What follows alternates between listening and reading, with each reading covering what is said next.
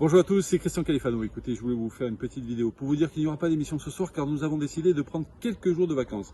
Mais ne vous inquiétez pas, on reviendra évidemment fin de mois avec de nouveaux invités, mais aussi pour de nouvelles émissions d'Absolu Rugby. Alors d'ici là, on va vous passer un petit medley de tout ce qu'on a fait auparavant. Remercier encore une fois tous les invités qui se sont prêtés au jeu et qui sont venus dans le vestiaire d'Absolu Rugby. Voilà, profitez de ce joli moment. En tout cas, nous, on vous souhaite de très bonnes vacances et on vous dit à très vite avec de nouvelles émissions d'Absolu Rugby.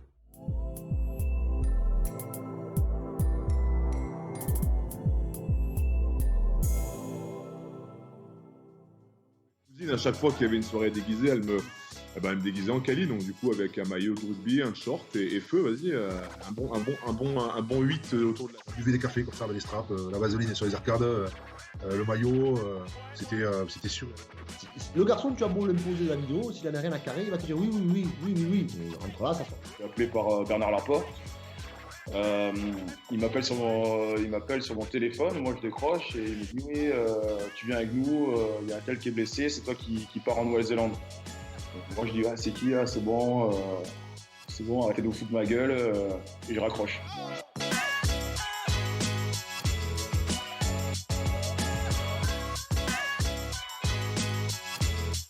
Bon, des moments, il y en a eu des très bons, il y en a eu des durs. Les durs, bien sûr, c'est des finales perdues, compliquées, tu le sais. C'est surtout quand t'en perds 3 d'affilée, ça a été très dur dans une carrière. Mais bon, on se remet de ça. Je crois j'ai pu grandir aussi grâce à ça et essayer d'évoluer en tant qu'homme et en tant que joueur. Mais après, il y a eu aussi des très bons moments, des victoires, des titres. Et voilà. Et puis après, le passage d'entraîneur. Encore une fois, qu'est-ce qu'il faut faire? Qu'est-ce qui est le mieux?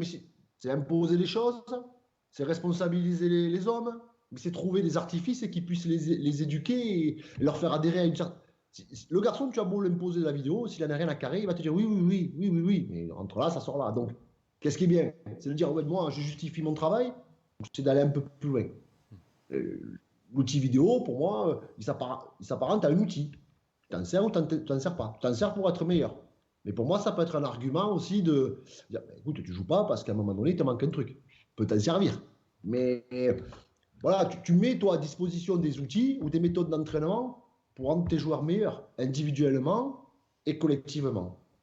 Mais tu peux pas faire le travail pour eux. Toi, tu dois essayer de trouver les meilleures méthodologies, les meilleurs outils, en fonction de chacun, parce qu'ils sont tous différents. Donc c'est ce qui est un peu délicat, parce qu'il faut que tu répondes à l'exigence de chacun, tout en, où tu dois assurer la performance collective de l'équipe.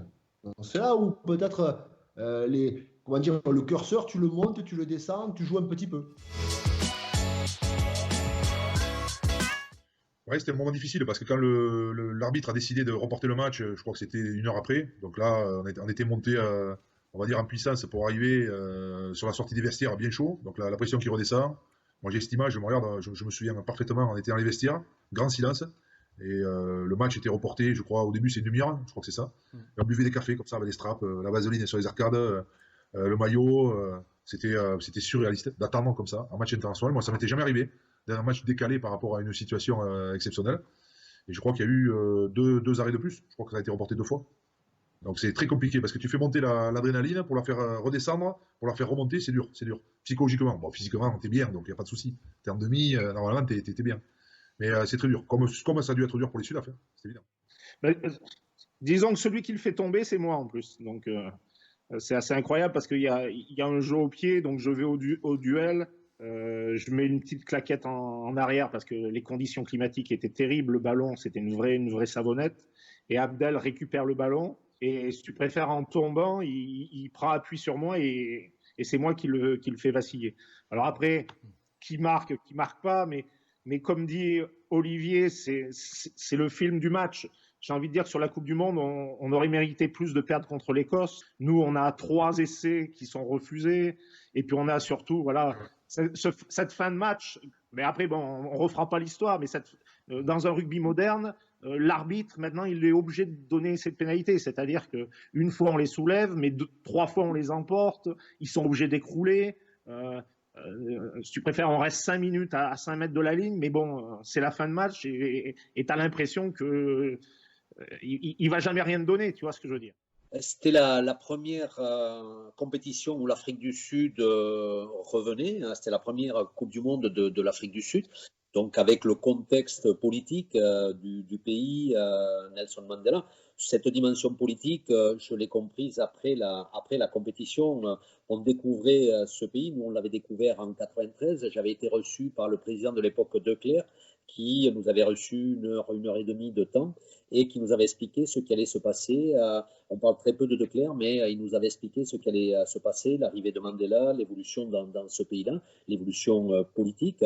Et donc, quand cet événement mondial permettait à l'Afrique du Sud un éclairage, un nouvel éclairage, et je le répète, cette dimension politique aura un impact important dans le déroulement de cette Coupe du Monde. Je l'ai mesuré après coup. Oui, mais après, comme je l'ai dit, c'est-à-dire que c'est un club qui est très ambitieux, un président ambitieux, un staff ambitieux, des joueurs ambitieux, et c'est ce qui fait cette force. Et je pense que bien sûr qu'on est à l'abri de rien, mais on sent énormément d'ambition et d'implication d'en haut jusqu'en bas. Et ce qui est important, c'est de vouloir continuer à réussir. Alors, il nous manque encore quelque chose, c'est le titre de champion d'Europe, puisqu'on a eu la possibilité de faire deux finales malheureusement perdues, une qui nous échappe dans les dernières minutes. Et donc, tant que tu n'es pas champion, c'est que voilà, il te manque encore quelque chose. Donc, il nous manque encore cette petite marche à franchir. Déjà, de par mon profil, on va dire que j'avais plus un profil sauteur que pousseur. Donc, dès Biarritz, en fait, j'étais, on va dire, une option assez fréquemment utilisée. Mais bon, à 18-19 ans, en Pro D2, j'avais même pas 30 feuilles de pro, c'était difficile de... Et puis honnêtement, au début, j'aimais bien ça. Enfin, j'aimais bien annoncer, j'aimais bien me prendre des responsabilités parce que je le faisais depuis 14-15 ans en Crabos. Mais bon, j'étais pas plus passionné que ça par l'analyse, par observer les mecs, les appuis, travailler sur l'entraînement. Et en fait, petit à petit, et notamment un des nombreux conseils que m'a filé papa, il m'a souvent dit... Mais le capitaine de touche, tu te rends forcément indispensable. Si ton équipe a les ballons, tu te rends indispensable. Alors, il n'y a pas que ça, mais c'est clairement un atout qui n'est pas négligeable dans un poste de titulaire, quoi. Donc, on va dire je l'ai écouté, du moins j'ai essayé. Et c'est vrai qu'au fur et à mesure, ça m'a passionné. Et le fait de regarder la vidéo, d'apprendre les mecs, d'essayer d'améliorer... C'est une perpétuelle, on va dire, remise en question, donc c'est vachement intéressant. Et en plus de ça, il y a des responsabilités. Et comme tu as pu le dire, c'est vrai que j'aime bien en avoir.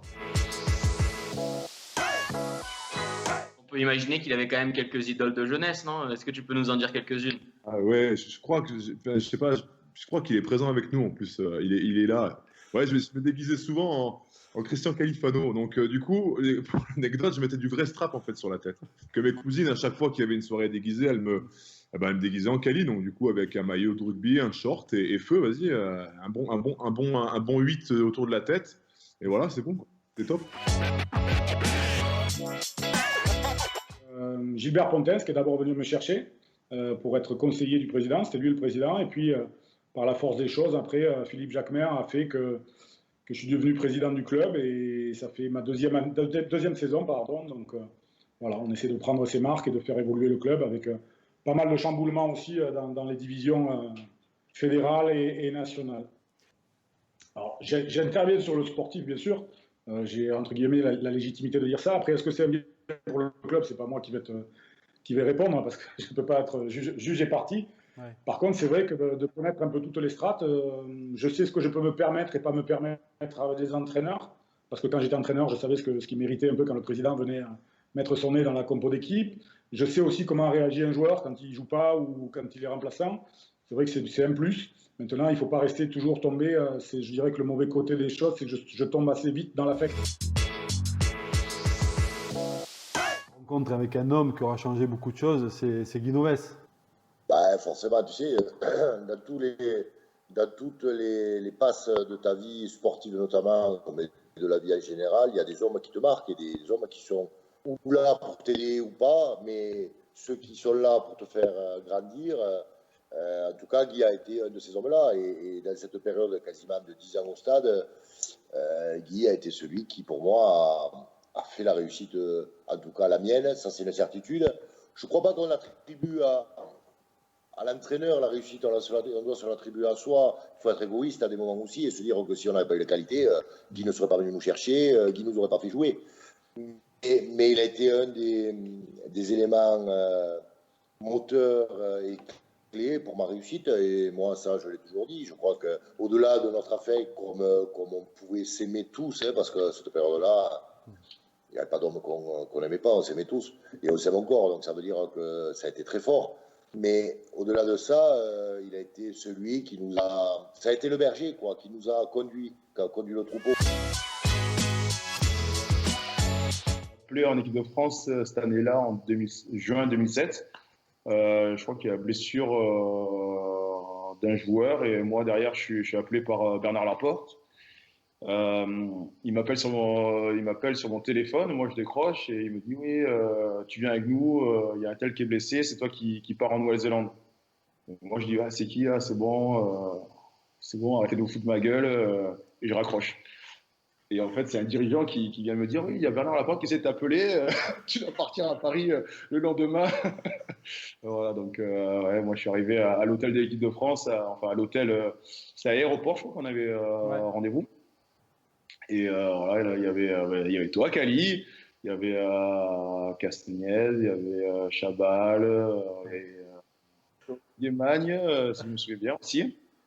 Donc voilà, que des joueurs que je regardais étant petit, que j'admirais. Donc je suis arrivé, je me suis dit qu'est-ce que je fais? Est-ce que je demande un autographe? Comment ça se passe?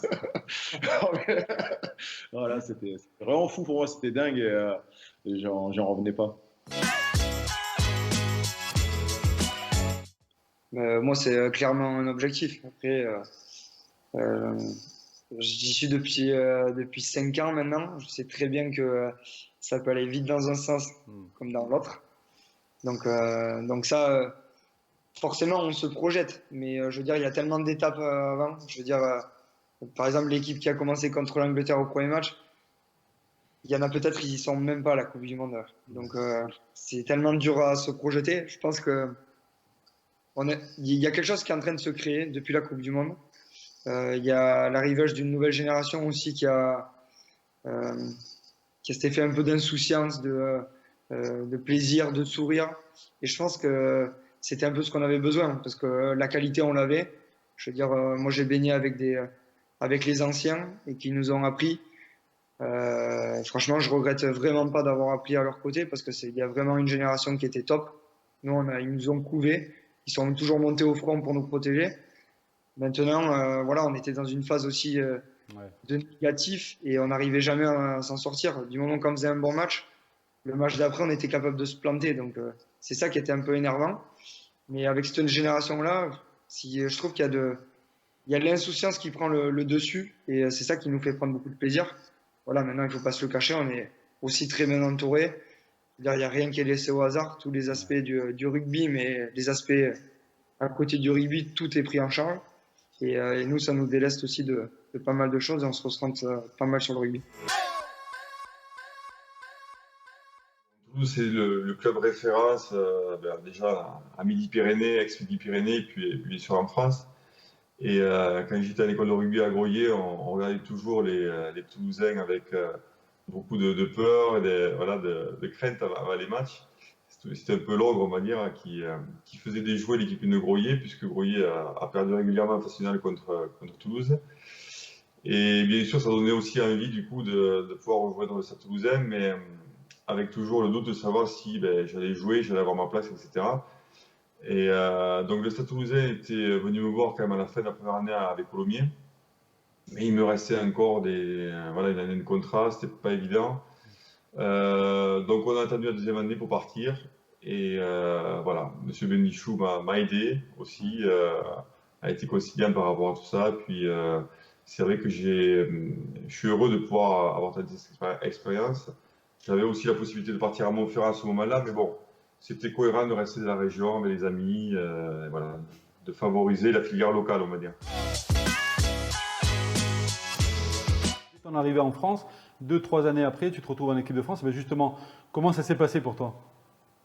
En fait, la règle, c'est que si on n'avait pas joué pour notre pays d'origine, au bout de 3 ans dans un championnat local, on peut être sélectionnable pour l'équipe de France.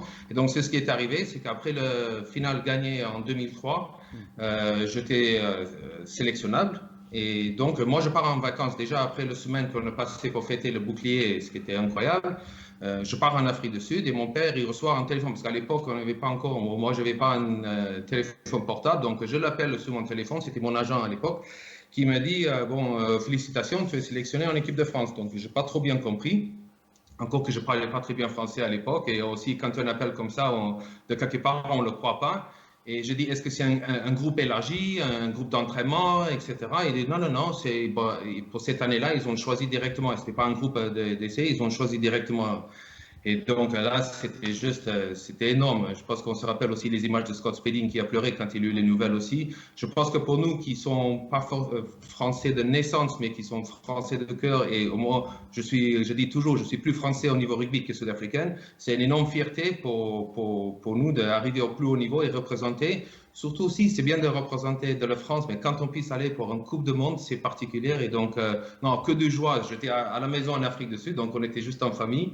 Et c'était un moment aussi, des moments dans notre carrière qu'on n'oubliera jamais.